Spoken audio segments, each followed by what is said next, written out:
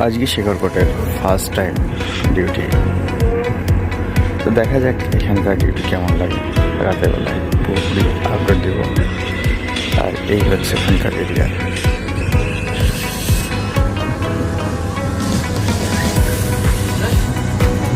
এই হচ্ছে এরিয়া। প্রথম দিনের কাজ কিছু এরকম হচ্ছে টাকা শ্যামলদার বাবা তোমার ছোট ভাই না ছোট ভাই বড় ভাই এরকম কাজ করছি। এখন আপাতত রাখলাম, পরে আবার আপডেট দিব রাতে।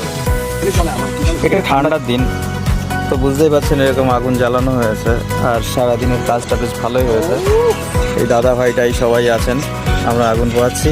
এই ভাই আছেন, আর এই যে আমার কাকু।